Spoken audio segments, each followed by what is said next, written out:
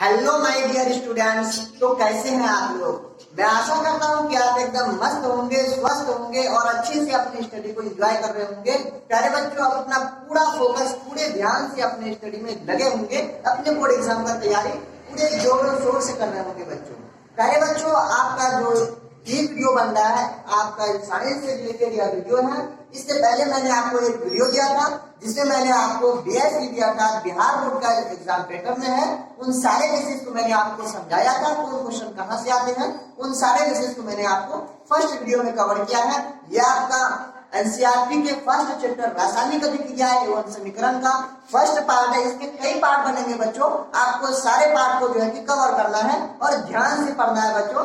सारे टॉपिक को यहाँ कवर किया जाएगा, जो जो आपके एग्जाम हॉल में पूछे जाएंगे, जो आपके बुक में है उन सारे टॉपिक को क्लियर किया जाएगा। बाकी तो आप समझते हैं कि यहाँ एक्स्ट्रा ज्ञान भी आपको मिलेगा, आपको अलग से भी बताते हैं बच्चों कि आपको क्या क्या करना है।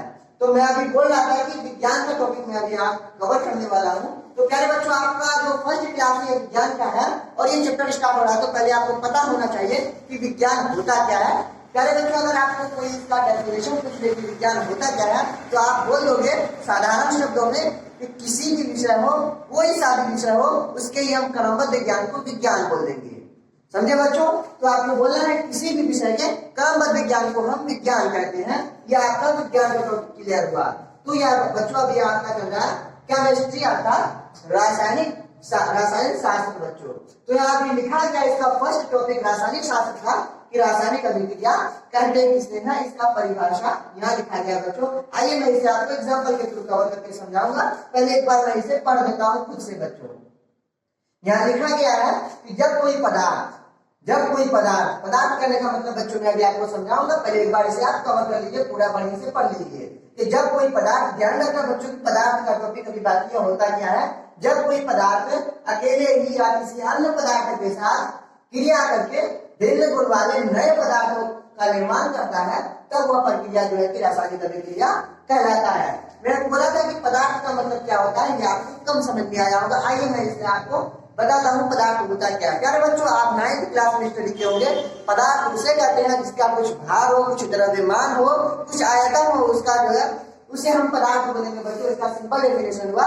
पढ़ने के लिए इसका पूरा ब्रांच है पदार्थ का भी मतलब कि बच्चों कम नहीं होगा। इस दुनिया में, इस संसार में जितने भी चीजें सभी पदार्थ के अंदर बताते हैं। इसीलिए पदार्थ का स्टडी आप 11th 12th में भी करोगे। मैं आपको अभी यहाँ साधारण शब्दों में बता दिया पदार्थ किसे कहते हैं।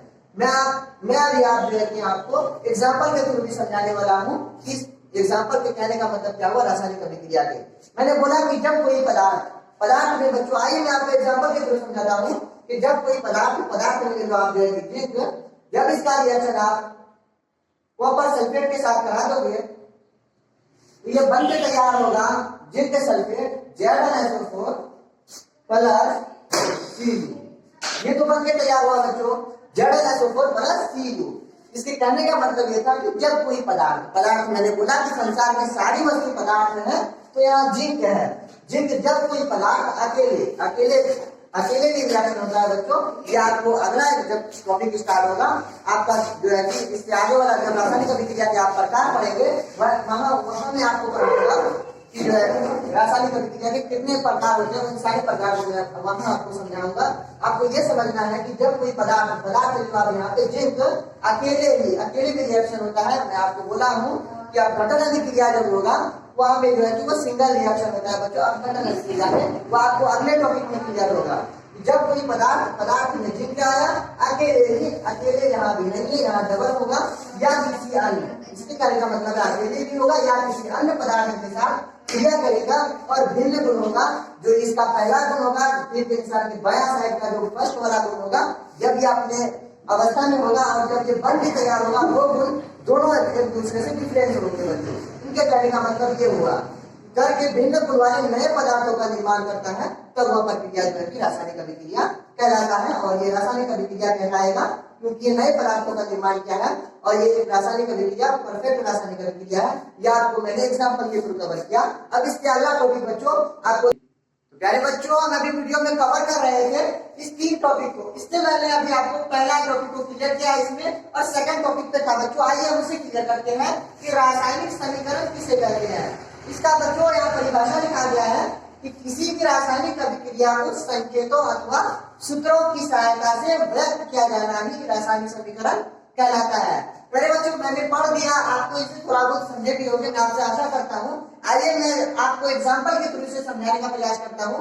मैं आज यहाँ पे लिखा हूँ कि किसी भी रासायनिक अभिक्रिया को संकेतों, तो संकेतों कहने का मतलब बच्चों आपको कम समझ में आया होगा। आइए मैं इसे एग्जाम्पल के थ्रू आपको समझाता हूँ।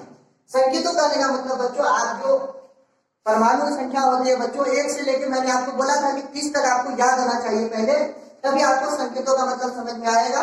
संकेत कहते हैं किसको, इसका ज्ञान आपको होना चाहिए बच्चों। संकेतों में आप ले लो कॉपर को, जब आप कॉपर का रिएक्शन ऑक्सीजन के साथ करा दोगे तो ये कॉपर ऑक्साइड होकर तैयार होगा बच्चों।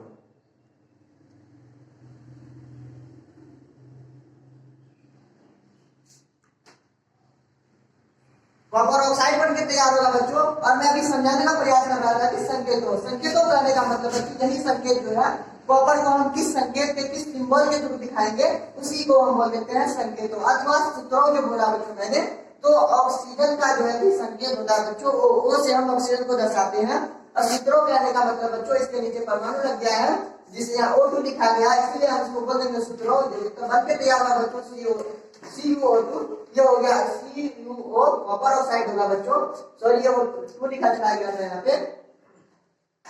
संकेतों तो क्लियर हुआ बच्चों, अथवा सूत्रों की सहायता से व्यक्त किया जाना। सूत्रों मतलब बच्चों आपको दूसरा एग्जांपल में मैं आपको समझाऊंगा। संकेतों दिया है जो अभी यहाँ दिया गया बच्चों, संकेतों Cu प्लस O2 मिलकर जो रिएक्शन क्या है कॉपर ऑक्साइड के साथ, ये जो ये रिएक्शन क्लियर हुआ संकेतों का। अगर आप इसे सूत्रों के हवाले से समझना चाहें बच्चों तो आप समझ सकते हैं।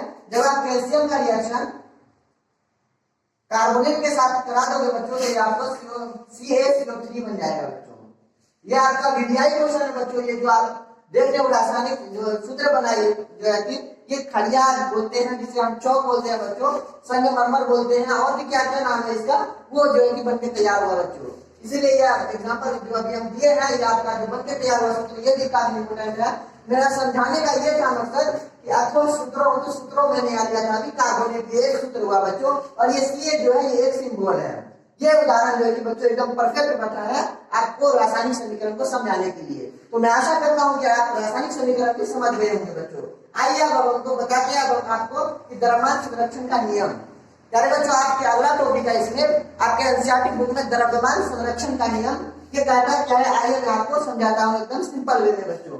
इसका कहने का मतलब ये हुआ कि किसी भी रासायनिक अभिक्रिया में ना तो द्रव्यमान का निर्माण होगा और ना ही उसका विनाश होगा बच्चों। ये लिखा गया है, ये तो एकदम तरीके से लिखा गया बच्चों कि किसी भी रासायनिक अभिक्रिया में ना तो द्रव्यमान का निर्माण किया जा सकता है और ना ही उसका विनाश किया जा सकता है। ये इसका परिभाषा हुआ कि द्रव्यमान संरक्षण के नियम को हम कैसे परिभाषित करेंगे, ये उसका परिभाषा हुआ। अगर आपको एग्जाम हॉल में आता है कि द्रव्यमान संरक्षण के नियम को लिखा है तो आपको ये परिभाषा वहां उतार देना बच्चों, नोट डाउन कर देना, आपके ध्यान में रखना है इस परिभाषा को। ये कहता है द्रव्यमान संरक्षण का नियम। अरे बच्चों ये तो आपने पढ़ लिया, आप इसे जो है एग्जाम हॉल में लिख भी दोगे। जिसे मैं आप इसको जो है कि आप समझाने का प्रयास करता हूँ। इसके कहने का मतलब क्या हुआ कि द्रव्यमान संरक्षण का नियम आगे कहना क्या जाता है बच्चों, उसे मैं आपको उदाहरण के थ्रू समझाऊंगा। आइए पहले आप ध्यान करके मैंने एक टॉपिक लिखा है जो कि इसी का परिभाषा है बच्चों। दूसरा लाइन आप इसे बोल सकते हैं कि किसी भी रासायनिक अभिक्रिया के उत्पाद तत्वों का कुल द्रव्यमान, उत्पाद जो बोले हैं बच्चों, ये आपके ऊपर से क्या होगा कि उत्पाद मैंने अभी आपको बताया नहीं है। उत्पाद तत्वों का कुल द्रव्यमान अभिकारक तत्वों के कुल द्रव्यमान के बराबर होता है। उत्पाद और अभिकारक बच्चों आपको समझ में नहीं आया होगा, मैं आपको एग्जांपल के थ्रू बताता हूँ। आपको आप यहाँ पे देखेंगे जब हम Mg का रिएक्शन का मतलब हुआ बच्चों अभिक्रिया। ये ध्यान रखिएगा, मैं रिएक्शन बोल रहा हूँ तो ऐसा आपको समझ में नहीं आए, इसीलिए मैंने आपको हिंदी में बता दिया अभिक्रिया। जब आप मैग्नीशियम का अभिक्रिया ऑक्सीजन के साथ कराओगे तो ये बनके तैयार होगा MgO। ये एक सूत्र बनके तैयार होगा बच्चों MgO। मुझे समझाना ये था आपको कि किसी भी रासायनिक अभिक्रिया में ना तो द्रव्यमान का निर्माण होता है और ना ही उसका विनाश होता है बच्चों। आप द्रव्यमान करने का मतलब हुआ भार। भार ये ऑक्सीजन का जो भार है बच्चों, यहाँ ऑक्सीजन 2 है और इस साइड ऑक्सीजन 1 है। इसके भी अर्थात करने का मतलब ये हुआ था कि किसी भी रासायनिक अभिक्रिया के उत्पाद तत्वों का कुल द्रव्यमान। मैंने अभी बोला था आपको कि उत्पाद आपको समझ में नहीं आया है, इसीलिए मैं आपको क्लियर कर देता हूँ कि उत्पाद होता क्या है। उत्पाद का अधिकार, जो बाह्य पक्ष होता है ये आपका होगा अधिकार,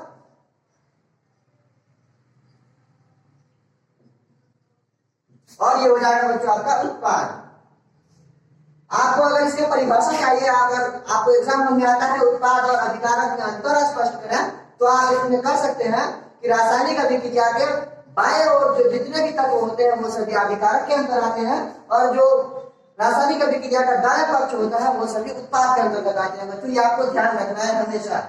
तो अधिकारक का डेफिनेशन दे सकते हैं, रासायनिक अभिक्रिया में भाग लेने वाले तमाम पदार्थ। क्या बोला बच्चों मैंने कि रासायनिक अभिक्रिया में भाग लेने वाले तमाम पदार्थ जो है कि अभिकारक कहलाएंगे। जो इस साइड लिखा गया है Mg+2, ये तमाम पदार्थ जो है कि आपस में रिएक्शन करेंगे, मिलेंगे, अभिक्रिया होगा, रिएक्शन होगा बच्चों, तब ये उत्पाद तैयार होगा, जिससे हम इंग्लिश में बोलेंगे प्रोडक्ट या बोलेंगे इनमें प्रतिफल। बच्चों ये इसका रिएक्शन हुआ। ये द्रव्यमान संरक्षण के नियम के कहने का मतलब ये हुआ कि दोनों तरफ जो इसका द्रव्यमान होगा वो एकदम इक्वल होना चाहिए। अभी बच्चों ये इक्वल नहीं है, इसे संतुलित करना होगा। ये यदि अनबैलेंस्ड है बच्चों, इसे हम संतुलित करेंगे अभी आपके सामने, तभी द्रव्यमान संरक्षण के नियम का ये रासायनिक समीकरण जो है कि पालन मिलेगा। बच्चों आइए हम इसे संतुलित करते हैं। मैंने अभी आपको बोला था कि ऑक्सीजन जो है कि रासायनिक अभिक्रिया के बाएं पक्ष में 2 है और दाएं पक्ष में 1 है। इसको संतुलित करने के लिए आप अगर यहाँ 2 लगाते हो तो ये आपका प्रोसेस एकदम गलत होगा बच्चों, क्योंकि जब भी हम किसी रासायनिक समीकरण को संतुलित करेंगे, ये आपको हमेशा ध्यान में रहना चाहिए कि हम उसके जो उसका डायरेक्शन होगा, जिस दिशा में रिएक्शन हो रहा होगा, उसके सामने लगाए हम यहाँ पे टू लगाएंगे, ना कि टू हमको नीचे लगाना है ऑक्सीजन की जगह में। वैसा नहीं करना बच्चों। जब आप रिएक्शन कराओगे अभिकारक से पहले ही जहाँ टू लगाना होगा, चूंकि लगाना होगा, वो पहले लगा दोगे आप। ये नहीं कि आप जब संतुलित करने जाओ तो आप यहाँ टू लगा दो, यहाँ टू लगा दो, वो प्रोसेस एकदम गलत होगा। ये जो प्रोसेस है एकदम राइट है बच्चों। आपको इसी तरह से रासायनिक समीकरण को संतुलित करना है। तो आप देख रहे हो यहाँ पे जब मैंने ऑक्सीजन को यहाँ संतुलित करने का प्रयास किया, यानी कि जब मैं इसे संतुलित करना चाहा बच्चों, तो ये संतुलित ऑक्सीजन तो हो गया ऑलरेडी, किंतु जब मैंने ऑक्सीजन को संतुलित करने की बात कही तो ये मैग्नीशियम अनबैलेंस्ड हो गया बच्चों, जो कि पहले से बैलेंस था। इसको आपको फिर से जो है कि संतुलित करने के लिए आपको यहाँ टू लगाना होगा। इससे हुआ ये कि आपका जो रासायनिक समीकरण था वो द्रव्यमान संरक्षण के नियम से सेटिस्फाइड है। ये बोलता है कि हम द्रव्यमान संरक्षण के नियम का पालन कर चुके हैं, अब हमें छोड़ दीजिए। तो द्रव्यमान संरक्षण के नियम का पालन करते हुए ये रासायनिक समीकरण एकदम क्लियर है बच्चों। ये आपका 3 टॉपिक इस वीडियो के अंदर कवर हुआ। फिर अगला टॉपिक जो है कि इससे नेक्स्ट वीडियो में होगा बच्चों। मैंने अभी आपको जो समझाया अगर समझ में आता है तो इस वीडियो को लाइक कीजिए, अपने दोस्तों में इस वीडियो को शेयर कीजिए और चैनल को सब्सक्राइब कीजिए बच्चों। इस वीडियो में यहीं तक बच्चों, फिर मिलेंगे हम अगले वीडियो में। तब तक के लिए जय हिंद, जय भारत। अगर बच्चों आप चाहे तो इसका स्क्रीनशॉट ले सकते हैं, आप इसका स्क्रीनशॉट एक बार मान लीजिए बच्चों और अपनी कॉपी में नोट डाउन कर लीजिए। Thank you.